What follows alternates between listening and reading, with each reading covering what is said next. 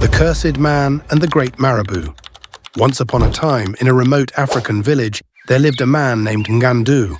He was wealthy, but his riches did not come from hard work or generosity. They came from a dark secret. Ngandou, bitter and miserly, had made a pact with dark forces, and his prosperity came at a price, the misfortune of those around him.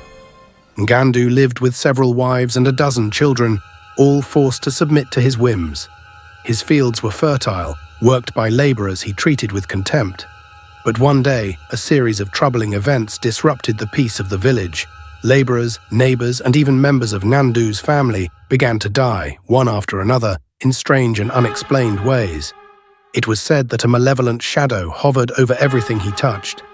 The villagers, suspicious, watched Ngandou's house from afar. Rumors began to spread. Some claimed to have seen ghostly figures roaming his property at nightfall, while others swore they heard eerie whispers coming from his fields. Slowly, even the bravest avoided going near his home. Terrified, the surviving members of his family decided to consult the village's great Marabout, Kounandi, a man known for his mystical powers and ancestral knowledge. The old Marabout, dressed in traditional raffia garments, welcomed them into his smoky hut, filled with gourds, feathers, and amulets. After a long night of ritual chants and spirit consultations, Kounandi revealed that Ngandou had made a pact with sorcery to amass his wealth. The deaths around him were the price to be paid. The Marabout gave them a protective potion, made from rare roots, sacred leaves, and water drawn from the village spring at midnight. "Drink this potion daily and stay away from him," he warned. Fearing for their lives, Ngandou's wives left his house with their children. His laborers, terrified, abandoned the fields. Even his neighbors moved away, leaving Ngandou alone in his vast property. Alone and consumed by bitterness, Ngandou became even more cruel. He wandered through his estate, talking to himself and shouting curses into the air. Then one day, he mysteriously died in his bed. Some said he had been poisoned by the spirits he had invoked.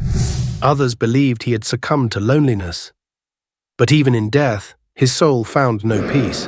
Shortly after his burial, the villagers began to see him appear. He roamed the village with a dark face and eyes glowing like embers.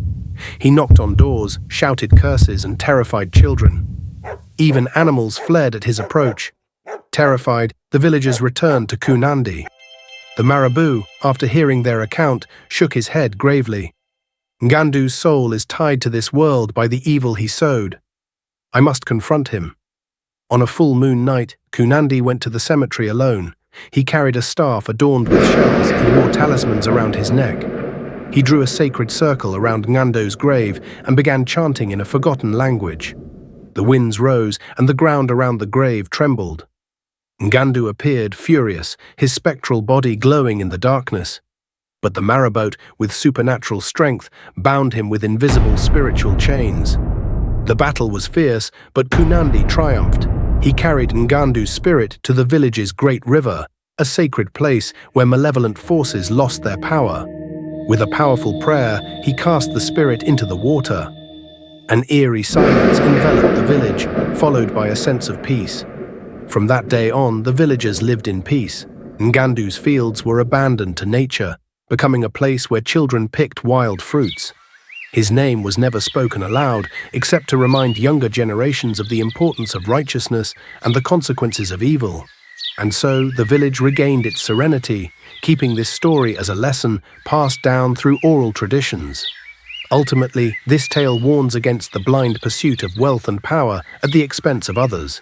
It teaches that true riches lie in human relationships, inner peace, and harmony with nature. Those who choose a dark path will ultimately lose everything that truly matters in life.